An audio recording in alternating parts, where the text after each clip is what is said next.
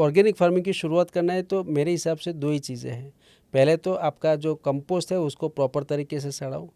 दूसरा कॉन्सेप्ट ये है कि आपके खेत में जो भी अनाज उगा या जो भी पौधा उगा, इसके फल या दाने आप ले लो, बाकी के जो रॉ मटेरियल है, उसके पार्ट, पत्ते है, जड़ है, उसका जो रूट है, उस सबको आपको डिकम्पोज करना और वापस खेत में डालना है। अगर वो करोगे तो ज़मीन की उर्वरक शक्ति कभी कम नहीं होगी। तो हमारी जो यंग जनरेशन है उनको यही मैसेज है, ज़मीन को बेचना नहीं है, वैल्यू एडिशन खुद करो, खुद की ब्रांड बनाओ, खुद के कंज्यूमर की लिस्ट बनाओ, फॉलोअप करो और इसमें लगे रहो। आने वाला कल आपका ही होगा। मैं हमेशा सबको एक चीज़ बोलता हूँ कि भाई अपना गांव मत छोड़िए, अपना खेत मत छोड़िए। बात यह है कि ऑर्गेनिक की अवेयरनेस जितनी आई है, इसके अंदर ट्रांसपेरेंसी इम्पोर्टेंट है। कंज्यूमर पे ट्रांसपेरेंसी, वो सामान नहीं खरीदता, विश्वास खरीदता है। सामान तो बात की बात है, वो विश्वास खरीदता है कि मैं जो खा रहा हूँ वो ऑर्गेनिक हो। मैं हमेशा बोलता हूँ कि कॉस्मेटिक जो है ना, दिखाव से मत उसको परचेस करो, आपको उसके गुण से परचेस करो, क्योंकि अल्टीमेटली गुण इम्पोर्टेंट है। उसका जो देखाव जो है कॉस्मेटिक, आपको वो इतना इम्पोर्टेंट नहीं है। ब्लॉकचेन टेक्नोलॉजी में क्यों ला रहा हूँ? क्योंकि मुझे ट्रांसपेरेंसी कंज्यूमर को दिखाना। ट्रांसपेरेंसी आएगा तो ट्रस्ट आएगा, ट्रस्ट आएगा तो स्केल होगा। हम सुबह से शाम किस लिए मेहनत करते हैं? हम अपने बच्चों को अच्छा एजुकेशन दे, अच्छा खाना दे सके। और अच्छा खाना नहीं दे सकते तो वो काम किस काम का, जो पैसा किस काम का? तो मुझे लगता है कि किसान हो या कंज्यूमर हो, सबको एक दिन वापस आना पड़ेगा, अपने हाथ गंदे करने पड़ेंगे, शरीर श्रम बढ़ाना पड़ेगा, अपनी जो ज़रूरत है उसको अलग से डिफाइन करना पड़ेगा। ये केवल भौतिकवाद से काम नहीं चलने वाला। This is the second podcast of Green Talk and I am probably enjoying more than what audience is going to enjoy. और किसी ने मुझे बोला था कि जो पॉडकास्ट में आपको मज़ा आए तो लोगों को मज़ा आने के चांसेस बढ़ जाते हैं। अगर आपका कनेक्शन हो जाता है वो इंसान के साथ, तो ये मौका और लेता हुआ मैं आपसे और पूछना चाहूँगा कि आज हरित क्रांति हुई, वहाँ पे पेस्टिसाइड्स आए, उसका एक ऑब्जेक्टिव था, एक थॉट था। हर एक चीज़ का एक कारण होता है, वो कारण पूरा हो जाए ना, फिर वो छोड़ देना चाहिए। यानी अगर आपने, जैसे कोविड का एक यूनिक केस मैं बताऊंगा कि जैसे मैंने, मेरी वाइफ ने, मेरे फादर ने, मेरे मदर ने पैरासीटामोल टच ही नहीं की पूरे कोविड में और हमें क्योर हो गया। यानी अगर शरीर को पैरासीटामोल की ज़रूरत नहीं है और आपने वो दवाई देना चालू रखा, मैं मॉडर्न मेडिसिन्स को डिनाई नहीं करता हूँ, वो एक इमरजेंसी विकल्प है। देसी दवाइयों की बात करें, देसी खाने की बात करें, मैंने ये बहुत ही बड़े आयुर्वेदिक एक्सपर्ट से ये सुना था, food is your biggest medicine. खाना सबसे बड़ी दवाई है। आपके अंदर जो भी प्रॉब्लम है, या तो आपने अभी क्रिएट की है या जेनेटिकली आपके फैमिली ने क्रिएट किया है। तो एक हेल्थ एक्सपर्ट है जो मेरे फैमिली के अंदर पार्ट है, तो उनका, जैसे मैं बात करता हूँ, पार्थ अध्यारू, सो ही वुड स्टडी दैट आपके फैमिली क्या करते थे, आप कौन सी जाति में से हो, आप बनिए हो, आपकी फूड हैबिट क्या रहेगी, आप कहाँ से बिलोंग करते हो, तो उससे he will find out nutritional remedies. So I am saying about that food सबसे बड़ा दवाई है। अगर हम बात करें, वापस जाएंगे पेस्टिसाइड्स के अंदर, कि जो खाने में पेस्टिसाइड घुसाया, ग्रीन रेवोल्यूशन हो गया, खाने का प्रॉब्लम सॉल्व हो गया, तो उसके बाद क्या चीज़ें आपके हिसाब से सही नहीं की गई? देखो, मेरे हिसाब से सही जो नहीं किया इन लोगों ने ये किया कि यूरिया और डीएपी ले आए क्योंकि प्रोडक्शन बढ़ाना था, और लेकिन साथ में जो करना चाहिए था वो नहीं किया। क्या नहीं किया? तो पशु का जो गोबर है उससे खाद बनाने के तरीके किसानों को प्रॉपरली नहीं सिखाए। आज भी गांव में आप चले जाओ, आपको गोबर के ढेर मिलेंगे, पूरे गंदगी, माखी, मच्छर उसी में पनपते हैं, और किसान को उसमें से खाद कैसे बनाना है वो नहीं सिखाया तो नहीं सिखाया। अगर वो सिखाते तो शायद यूरिया, डीएपी और पेस्टिसाइड कम डालने पड़ते, क्योंकि हमारी सॉइल फर्टाइल रहती है। अभी किसान जो गोबर का ढेर जो है ना साल में एक बार ट्रैक्टर में भरता है, खेत में डाल देता है। कब डालता है? गर्मी के दिनों में, जब खेत खाली होते हैं। अब जब 48 डिग्री टेम्परेचर खेत के अंदर है दोपहर में, आप वो गोबर का ढेर उठा के खेत में आप डाल देते हो, स्प्रेड कर देते हो। अब मुझे बताओ कि इसके अंदर जो माइक्रोब्स है वो जिंदा रहेंगे?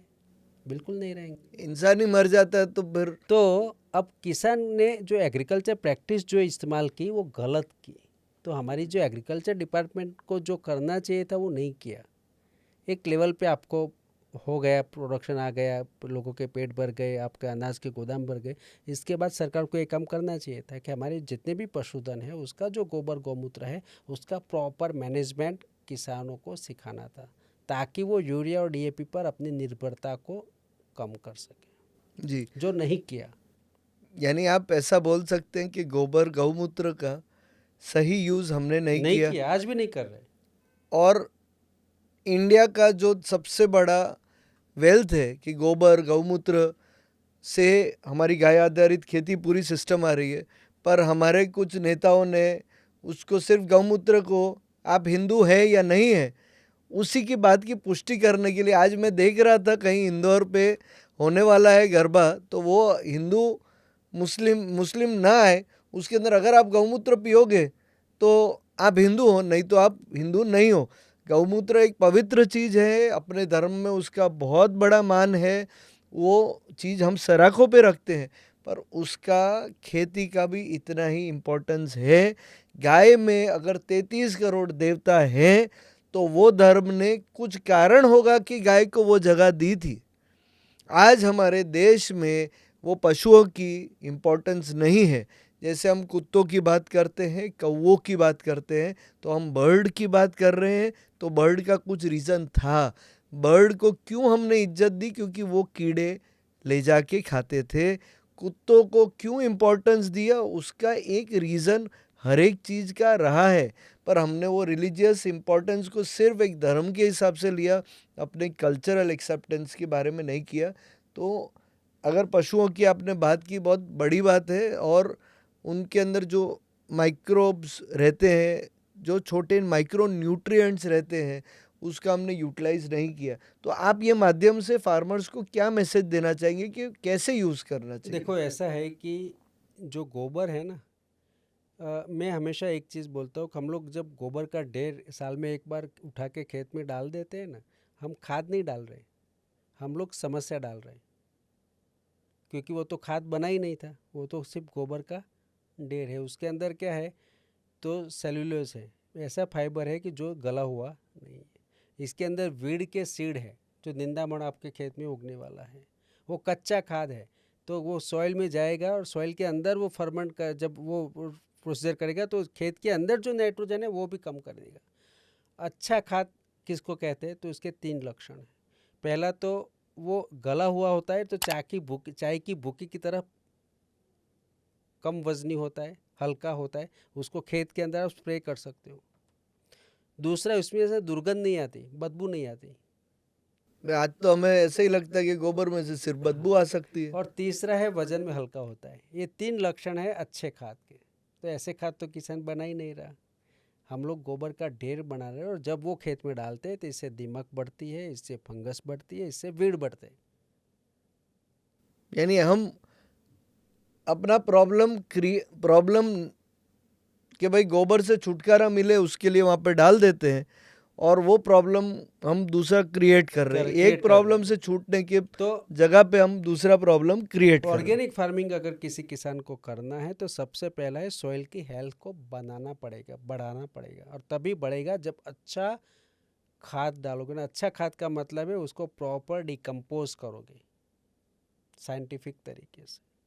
जी, अगर मैं बात कर रहा हूँ नई पीढ़ी के फार्मर्स की, पहले मैं पुरानी पीढ़ी के फार्मर्स की बात कर रहा हूँ जो सालों से फार्मिंग कर रहे हैं, तो व्हाट इज़ दैट मैसेज? शुरू के सालों में जो फार्मर थे ना, वो थोड़ी बहुत मजदूरी करते थे। वो क्या करते थे? खाद के ऊपर मिट्टी डाल के, पानी डाल के उसको 1 साल तक सड़ने देते थे। इसके बाद करते हैं। लेकिन आज के ज़माने में लोगों को हाथ गंदे नहीं करने हैं।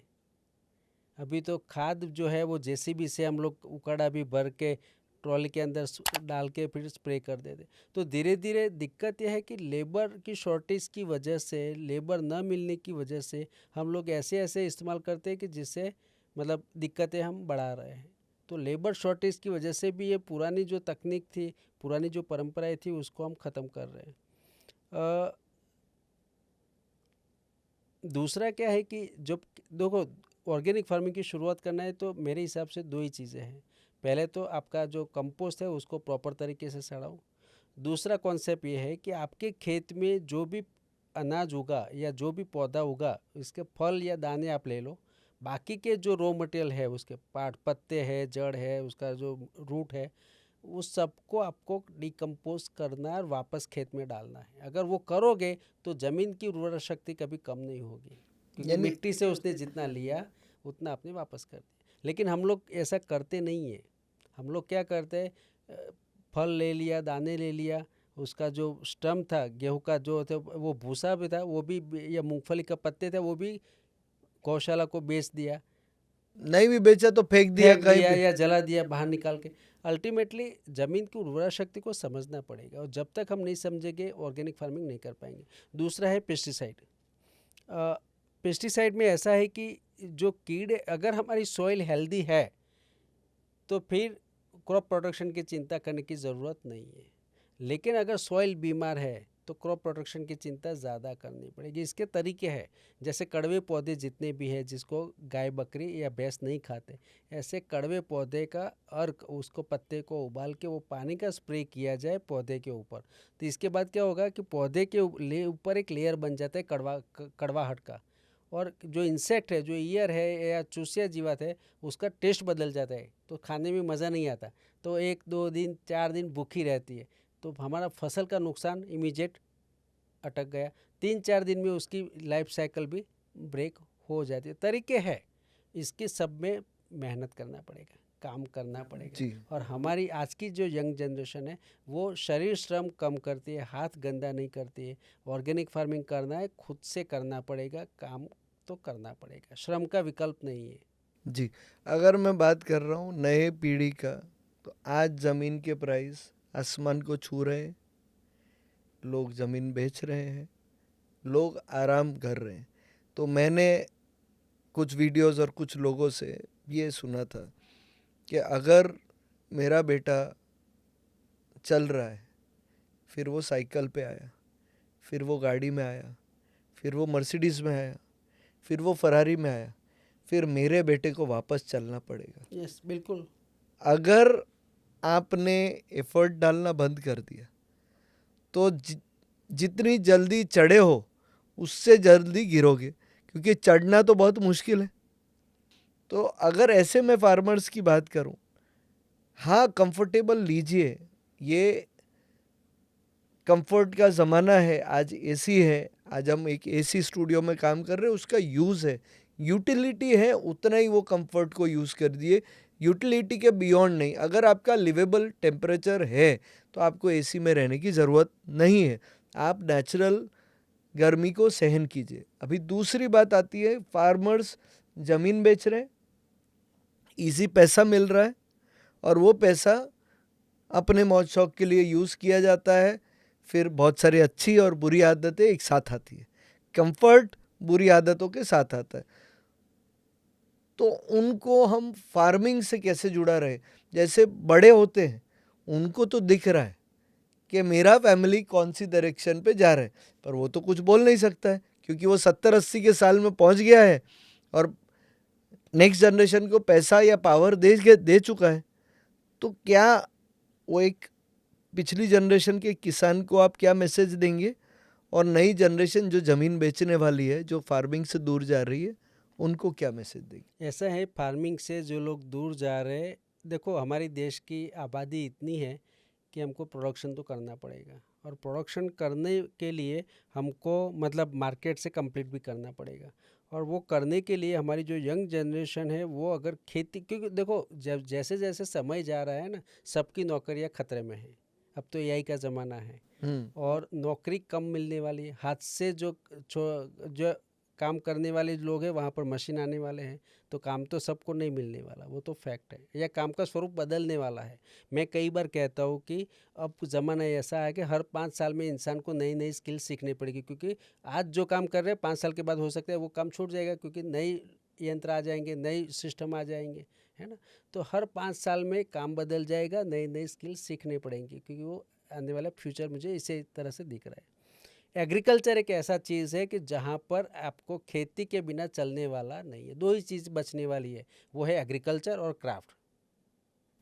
ओके। ये दो ही चीज़ें बचने वाली, बाकी सब में सिस्टम एआई के ज़रिए परिवर्तन आने वाला है, वो फैक्ट है। अब इंसान को खाना तो पड़ेगा, फूड के बिना तो चलने वाला नहीं है। उसके अंदर तो ऐसा तो नहीं होगा कि एक गोली खाई और साल भर पूरा दिन की कैलोरी मिल गई, वो तो संभव है नहीं।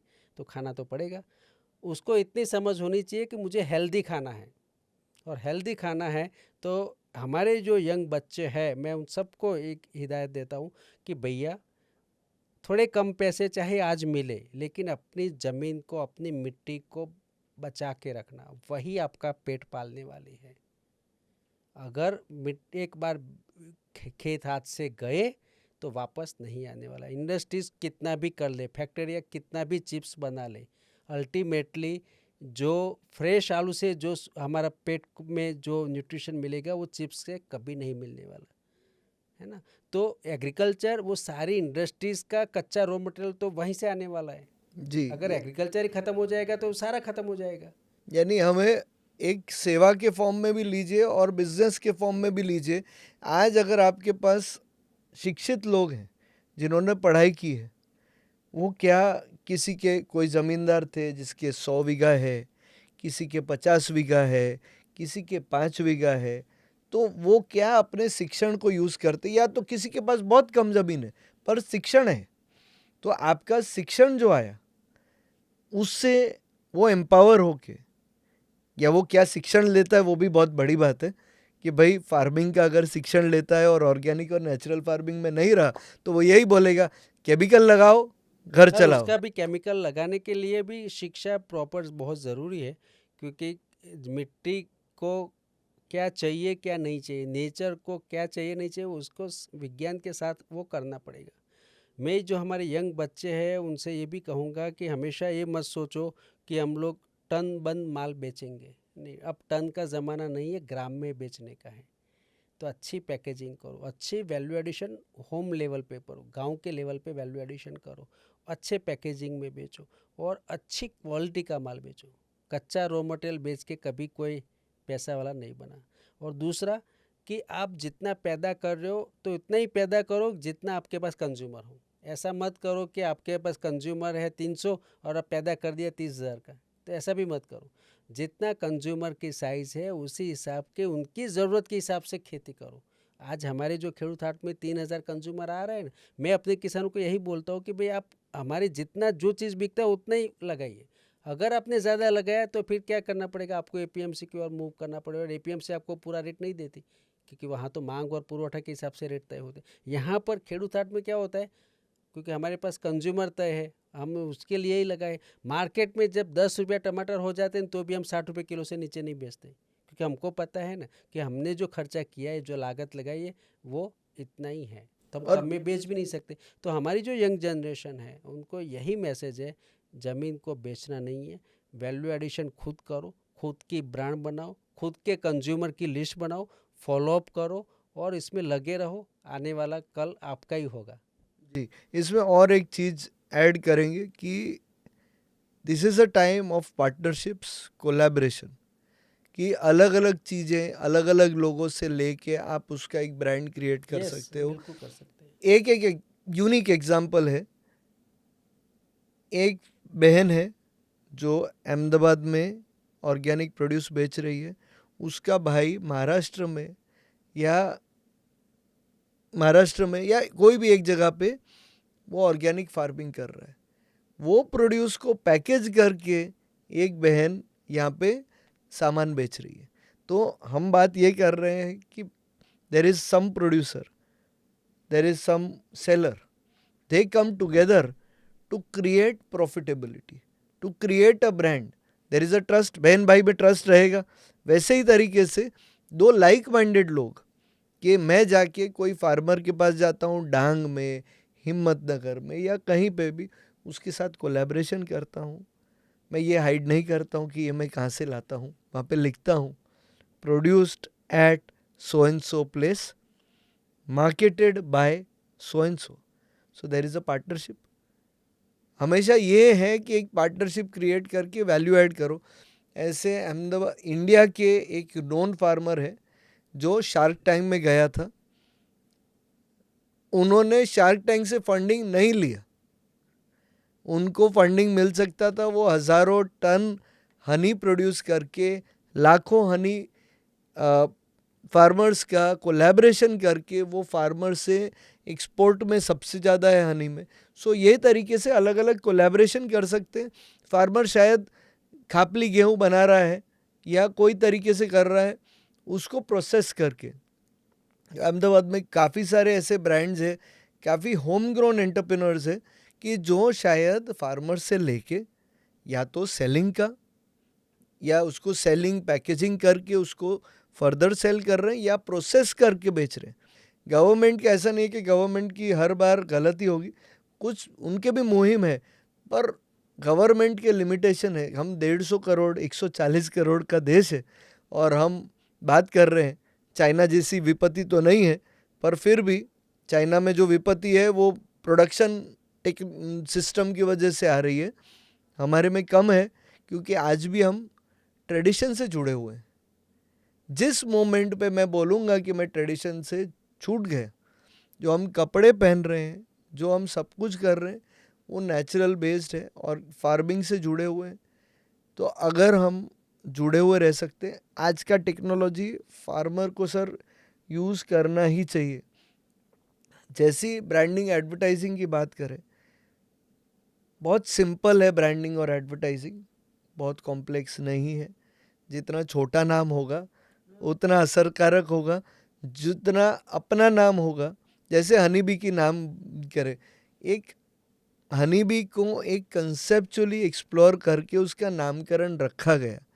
तो आज अपने ब्रांड का कुछ अगर नाम रखते हो तो वैसी तरीके से उसको डिज़ाइन यूज़ करो, पैकेजिंग यूज़ करो, सस्टेनेबल पैकेजिंग यूज़ करो कि मिनिमम प्लास्टिक यूज़ करके हम वो पैकेजिंग में कैसे ला सकते हैं, मिनिमलिस्टिक चीज़ें यूज़ करके हम लोगों तक कैसे पहुंचा सकते हैं। ई कॉमर्स आ गया है, खुद की भी वेबसाइट क्रिएट करनी चाहिए एक टाइम आने के बाद। ऐसे कोई भी क्वेरी हो तो आप हमें पहुंच सकते हैं, हम उसके लिए भी वीडियोस आगे बनाएंगे कि एक फार्मर को ब्रांड कैसे बनाना चाहिए। पर जैसे हमने बात किया कि अगर आपको पैसा नहीं दिख रहा है फार्मर्स में, फार्मिंग के अंदर अगर पैसा नहीं दिख रहा है तो पैसा बनाना पड़ेगा। ज़रूरी नहीं है कि मैं पढ़ाई करके बाहर नौकरी करके मैं पैसा बनाऊंगा।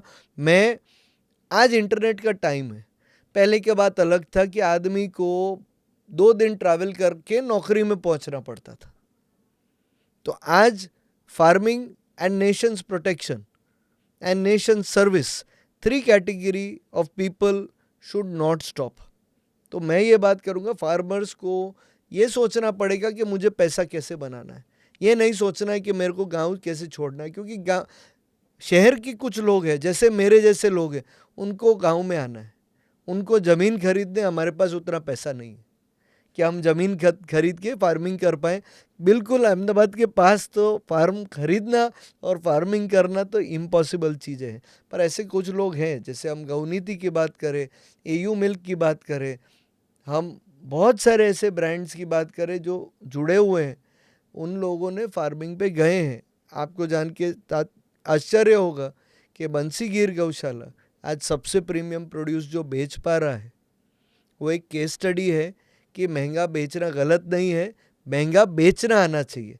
सो आज फार्मर्स को मैं ये बोलना चाहूँगा कि आपको प्रॉब्लम नहीं होना चाहिए कि अगर कोई महंगा बेच रहा है, आपको तो ये होना चाहिए कि अगर वो बेच सकता है तो मैं भी बेच सकता हूँ।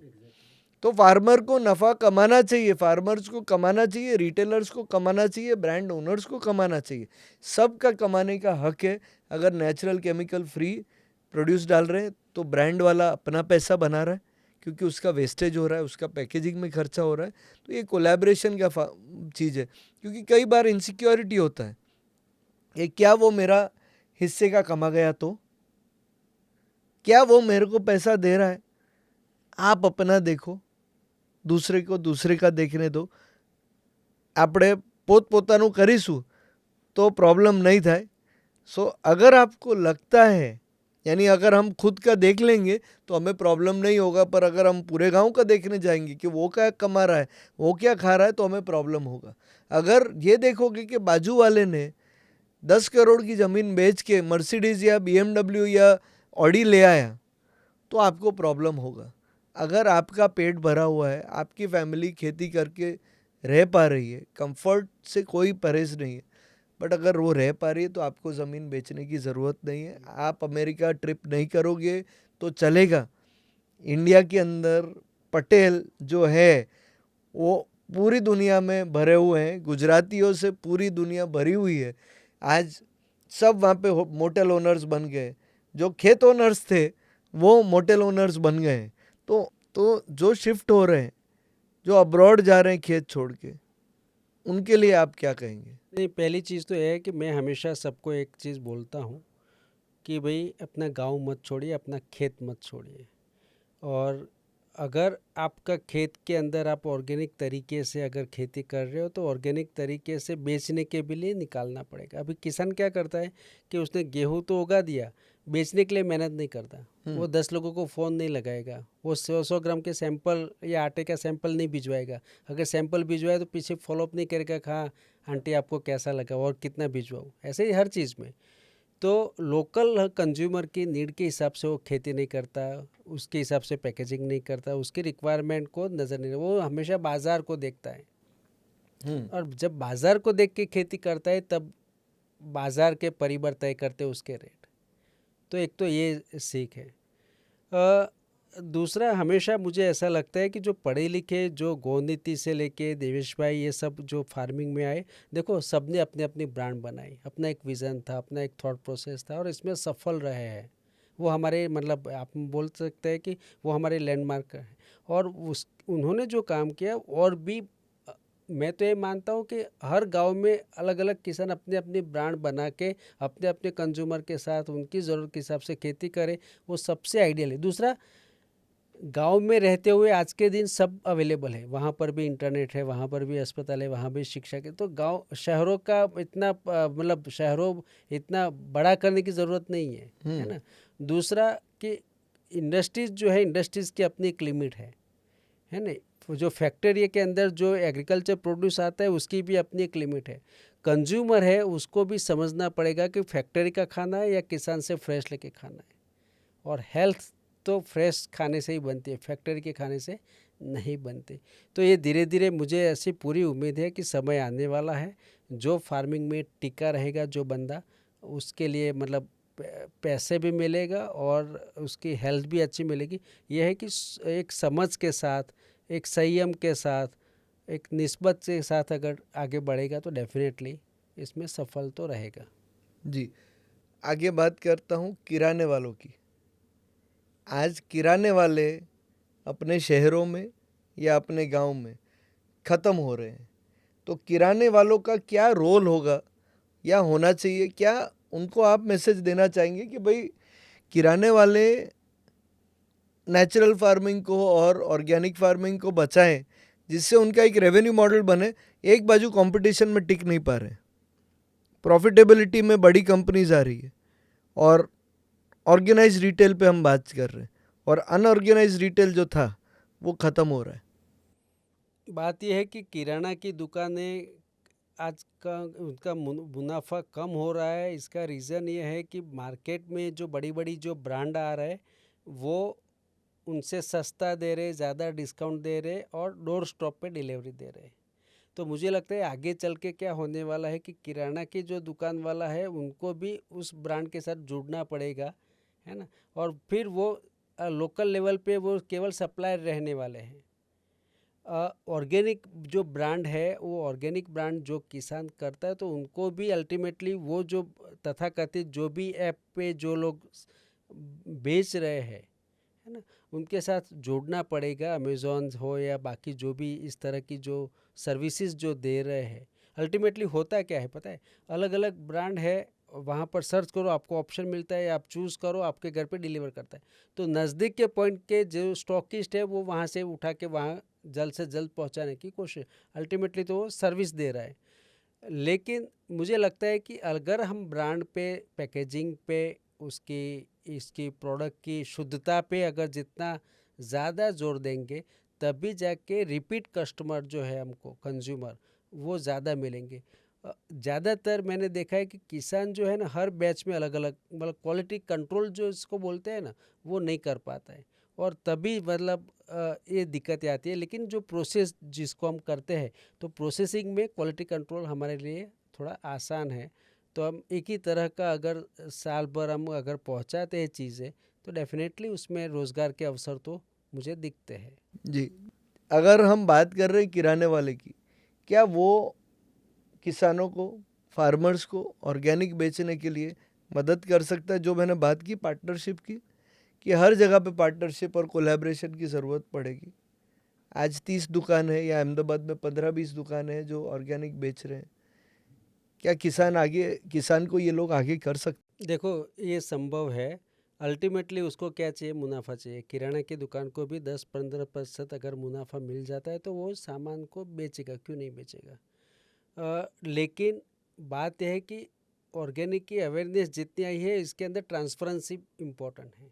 कंज्यूमर पे ट्रांसपेरेंसी, वो सामान नहीं खरीदता, विश्वास खरीदता है। सामान तो बात की बात है, वो विश्वास खरीदता है कि मैं जो खा रहा हूँ वो ऑर्गेनिक हो। अभी इससे एक बढ़कर एक चीज़ आ रही है, पॉल्यूशन फ्री हो, पॉलीथीन फ्री हो, बैक्टीरिया फ्री हो। वो ज़माना आने वाला है अगले 5 साल में, कि आपकी जो भी वेजिटेबल्स है उसके ऊपर बैक्टीरिया न यूज़, मतलब बैक्टीरिया न हो उस खाने में। तो इस सारी चीज़ें अभी आने वाले दिनों में आने वाली है। इस तरह की भी चीज़ें आएगी कि भाई ये जो ऑर्गेनिक प्रोड्यूस उगाया, तो उसके अंदर बच्चों का श्रम ना हो, बच्चों का शोषण न किया हो, है ना। तो उस तरह की चीज़ें धीरे धीरे वो आएगी, और हमारा कंज्यूमर धीरे धीरे अवेयर होगा, वो पे करेगा, तो डेफिनेटली वो सप्लाई चेन के अंदर डेफिनेटली किराना की जो दुकान है उसका अपना एक रोल है। अहमदाबाद में पिछले 28 साल का मेरा जो अनुभव रहा है, ऑर्गेनिक की जो आउटलेट है, वितरण केंद्र ऑर्गेनिक के, वहाँ पर मुझे ट्रांसपेरेंसी की कमी दिखाई दी थी। वो कभी नहीं बोलते थे कि हमने गेहूँ कहाँ से लाए, कि चावल कहाँ से लाए, कि मसाला कहाँ से, किस खेतों में से आया, कभी कोई वहाँ पर बताता नहीं था। इस वजह से कंज्यूमर रिपीटली नहीं जाते थे उस दुकान में। बार बार नए कंज्यूमर खोजना कोई भी ऑर्गेनिक के आउटलेट के लिए मतलब ठीक नहीं है। तो अगर जितनी ट्रांसपेरेंसी हम बढ़ाएंगे, विश्वसनीयता जितनी बढ़ाएंगे, कंज्यूमर बार बार आएगा। कंज्यूमर को वो प्राइस ऑफर करना चाहिए जो अफोर्ड कर सके।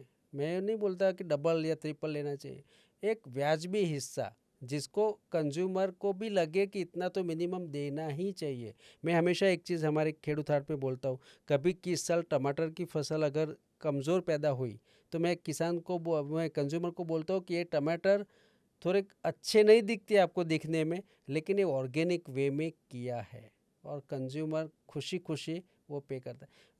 अगर बताएंगे कि भाई इस साल मौसम की वजह से या क्लाइमेट चेंजेस की वजह से थोड़ा कमज़ोर गेहूं मेरे पैदावार हुई, लेकिन ऑर्गेनिक है, बोल के बेचना है, झूठ बोल के नहीं बेचना। तो जितनी ट्रांसपेरेंसी रखेंगे, है ना, तो मेरे ख्याल से तो वही किराना की दुकान हो या हमारा खेड़ूत हाट हो, सब जगह पे रिपीट कस्टमर जितना आएंगे तो सर्वाइव के रेट इतने चांस इतने बढ़ जाएंगे।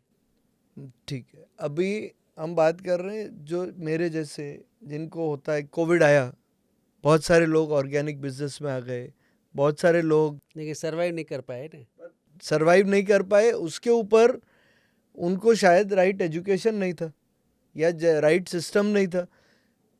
जैसे कुछ लोग थे, जैसे मेरे एक मित्र थे अपने राजन भाई पटेल, ग्रीनो बाजार उनका ब्रांड था। तो they worked hard, everyone face their own challenges. Parallelly we talk about Bansi Gir गौशाला सीधा किसान से। उन्होंने 7 से 8 साल परिश्रम किया, तब जाके वो अपना माल बेच पा रहे हैं, बहुत सारे किसान को सपोर्ट कर पा रहे हैं। तो ऐसे लोगों को शुरू करने के पहले या जो ऑलरेडी लगे हुए हैं उनको क्या मैसेज करेंगे, क्योंकि कर तो अच्छा ही रहे। नहीं, अच्छा कर रहे हैं, लेकिन इसमें थोड़ा फ़र्क है। इसमें बात यह है ना, आप किसको टारगेट कर रहे हो। अगर आप 5,000 रुपये किलो घी बेच के या 3,000 रुपये किलो घी बेच के आपको फिर मार्केट इतना ही मिलेगा। लेकिन अगर आप ट्रांसपेरेंसी के साथ काम करोगे, अगर आपके कंज्यूमर को आपके फार्म दिखाओगे या कोई इसे मैकेनिज्म आप डेवलप करोगे, तब देखो जितने भी ऑर्गेनिक के आउटलेट अहमदाबाद में शुरू हुए और बंद हुए, वो ज़्यादातर को मैं जानता हूँ और ज़्यादातर के पास यही था कि चलो एक नया मार्केट दिखता है, अपॉर्चुनिटी दिखता है, तो कुछ कमा लेने के हेतु से अंदर आए। लेकिन जिनका फाइनेंशियल स्टेटस या बैकअप कमज़ोर था वो नहीं टिक पाए। बंसी गिर का व्यक्तिगत मुझे डिस्कस नहीं करना चाहिए, उनके पास फाइनेंशियल बैकअप भी है और सोशल नेटवर्क भी है, दोनों उनकी फेवर में है ना। लेकिन जो सीधा फार्मर कम्युनिटी से नहीं है और सिर्फ मार्केटिंग के लिए आए हैं, वो सारे स्ट्रगल कर रहे हैं।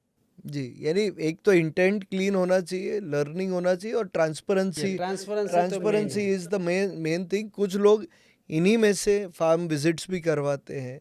वो जितना करेंगे उतना बेटर जाएगा। बंसी गिर गौशाला उसका बेस्ट एग्जांपल है। वो अपने गौशाला में सबको बुलाते हैं, दिखाते हैं कैसे मतलब 2 आंचड़ वो मतलब दूध निकालते हो, 2 बछड़े के लिए छोड़े। तो ये सब देखो वो दूध नहीं बेचते। मैं हमेशा बोलता दे आर सेलिंग ट्रस्ट।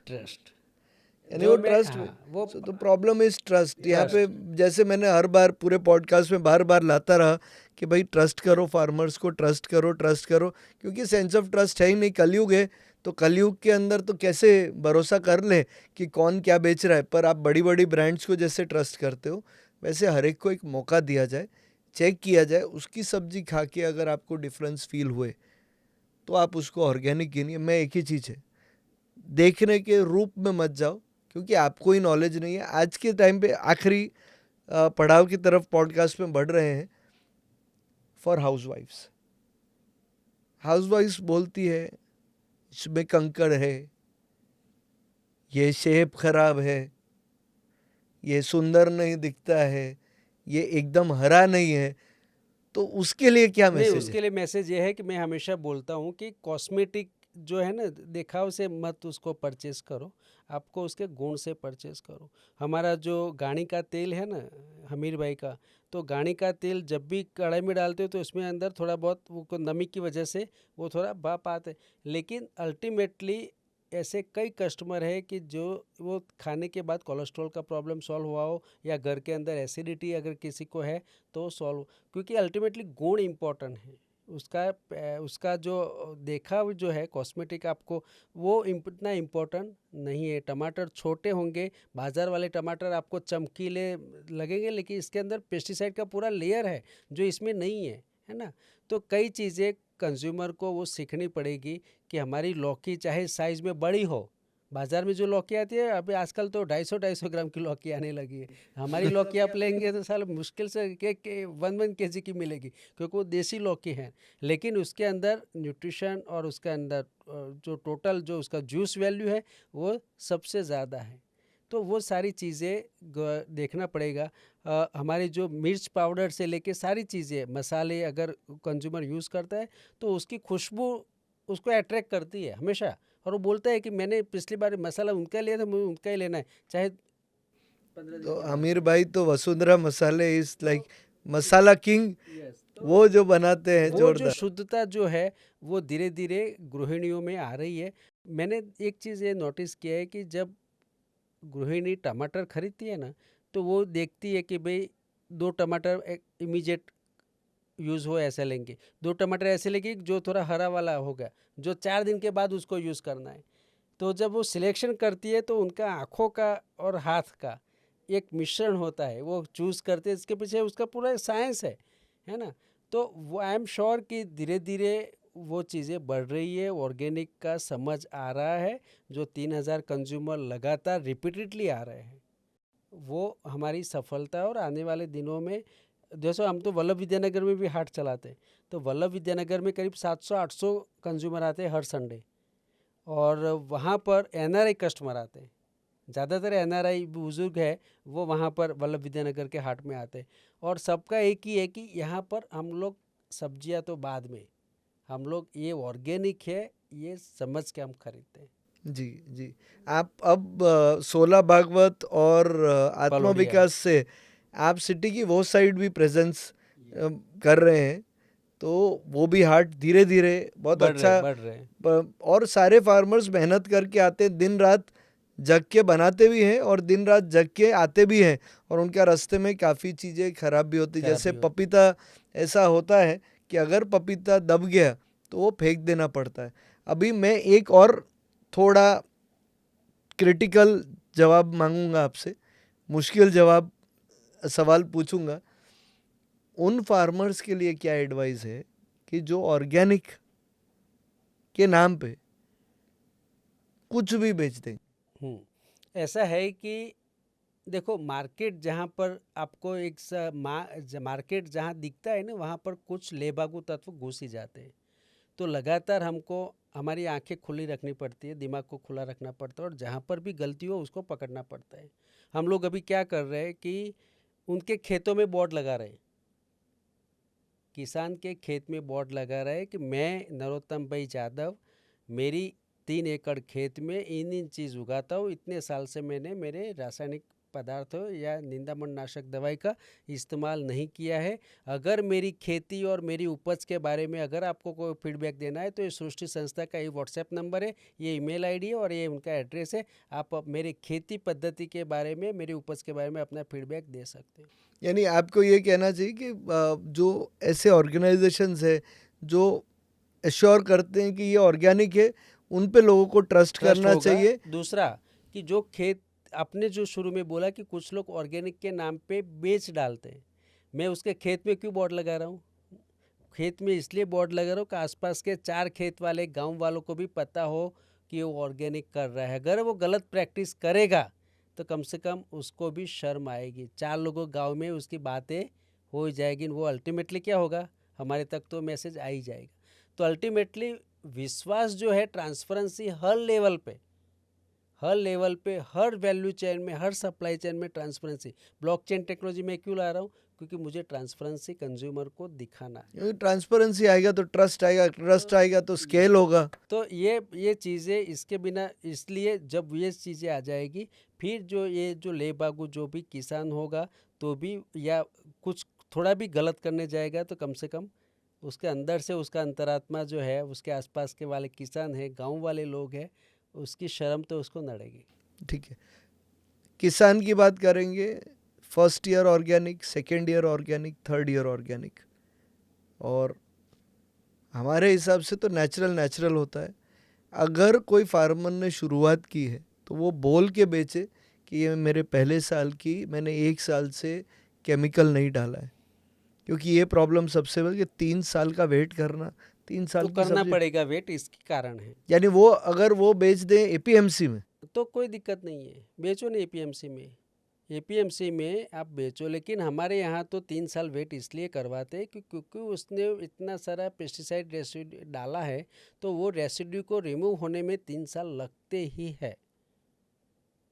तो हमारे एक भी हाट में 3 साल से पहले बेचने की इजाज़त नहीं है।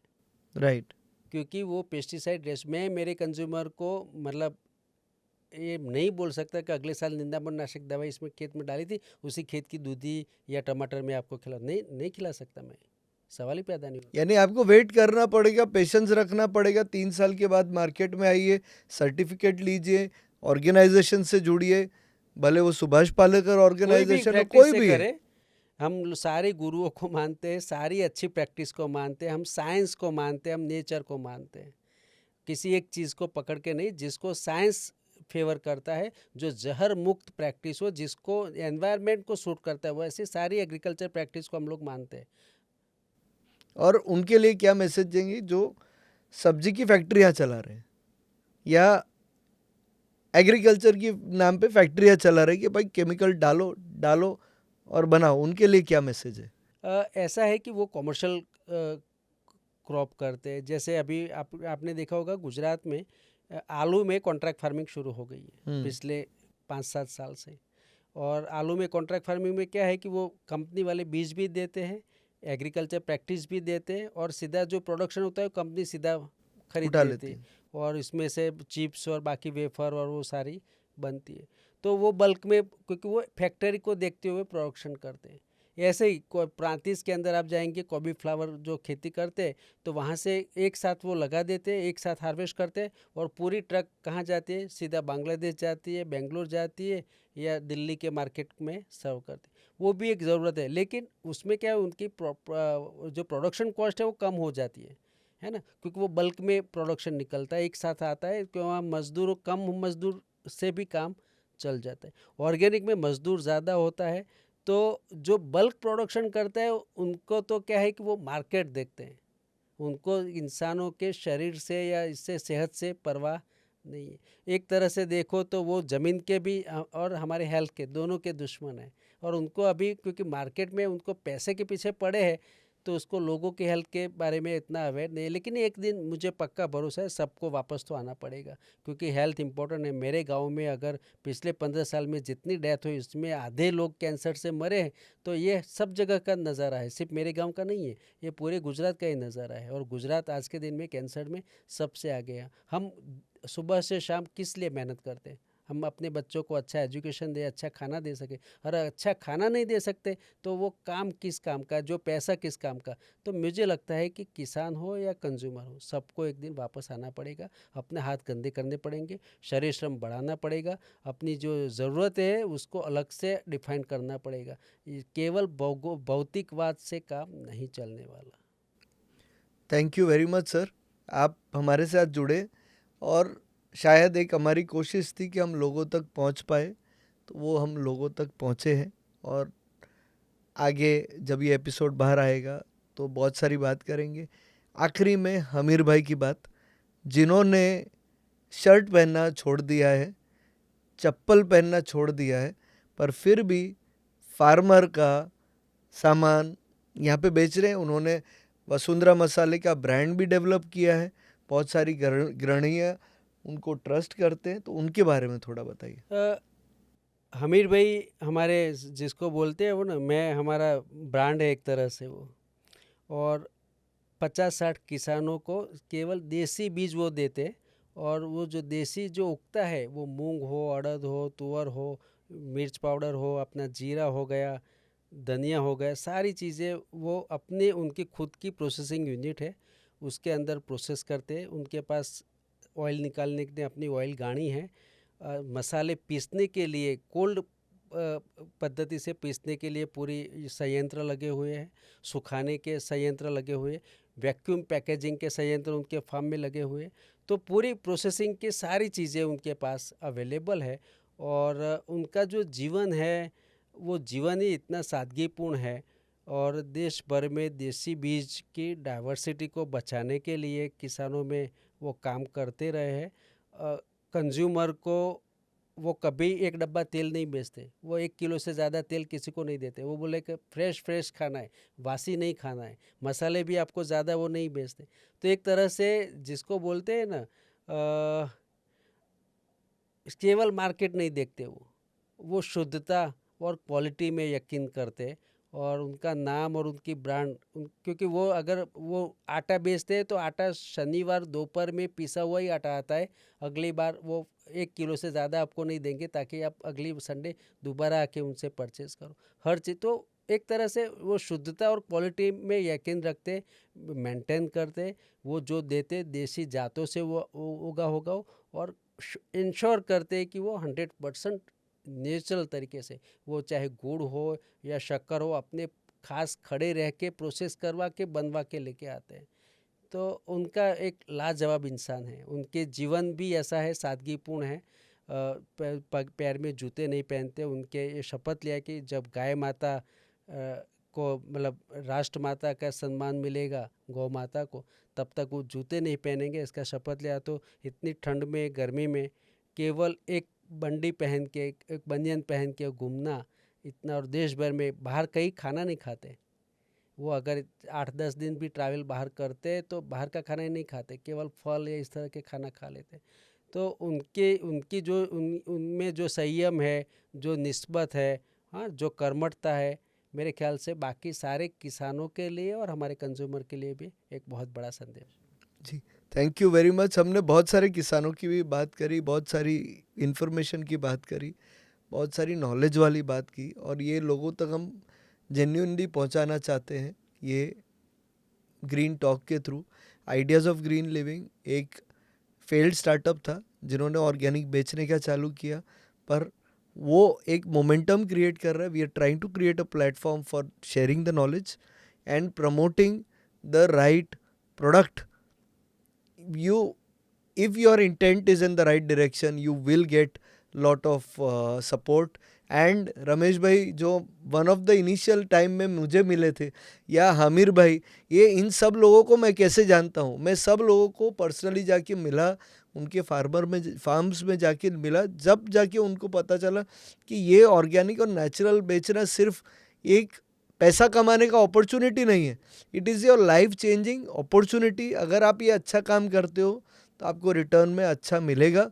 और अगर हम कंज्यूम करते हैं नेचुरल और केमिकल फ्री प्रोड्यूस, तो हम हमारी फैमिली के लिए और ये पूरी दुनिया में सेवा करते हैं. पेड़ शायद आप नहीं लगा पाओ, प्लास्टिक कम यूज़ कर लो, पर आप नेचुरल केमिकल फ्री यूज़ करोगे तो आपको इसका रिटर्न मिलेगा. Thank you everyone possible who has started getting organic and natural chemical free farming to reality. World is moving towards natural and chemical free farming, and we are moving towards chemical farming, so we will have to change it. Israel, one of the world's smartest people, Jewish, they are moving towards organic and natural. They have been there. Across the world there are statutory norms कि हम इतना ही chemical use करना चाहिए, पर India में क्या है, पैसे का नॉर्म है. पैसा कमा रहे हैं ना तो सब चलता है, सर्टिफिकेट भी खरीदो, सब खरीदो. पर भाई साहब, आप सर्टिफिकेट खरीद लोगे, सब खरीदोगे, but in the end you will have to justify to the world. At the same point of time, please, I would appeal to people who are making medicines, people who are using medicines, people who are promoting chemicals, they should first try and eat organic themselves. I promise them, वो छोड़ देंगे ये चीज़ बनाना. जिस दिन उनको लगेगा कि हम क्या बना रहे हैं, वो छोड़ देंगे. ये हमारी कोशिश है. हम दुनिया नहीं बदल सकते, पर हम खुद को ज़रूर बदल सकते हैं. ये आशा के साथ कि हम नेचर को प्रोटेक्ट कर पाएँ, सस्टेनेबिलिटी पे ले जाएं, हम ऐसे ही ग्रीन टॉक्स आप तक लाते रहेंगे. Thank you very much. आप हमसे जुड़े, और आप जैसे निस्वार्थ लोगों के लिए कि जो इस चीज़ में शायद जुड़े कुछ काम से, पर फिर उन्होंने कंट्रीब्यूट जो किया वो अपने स्वार्थ से कई गुना बड़ा किया. Thank you to people like Anil Gupta sir, Srishti as an organization which has inspired thousands, and from covid हज़ारों लोग उनसे ऑर्गेनिक प्रोड्यूस करते हैं. प्लस वो कहीं सोशल मीडिया पे है नहीं, एक डायरेक्ट रमेश भाई खुद हज़ारों लोगों को व्हाट्सएप भेजते हैं और हज़ारों लोगों तक पहुंचने का प्रयास करते हैं. This is what Srishti is all about. Thank you very much sir. Thank you.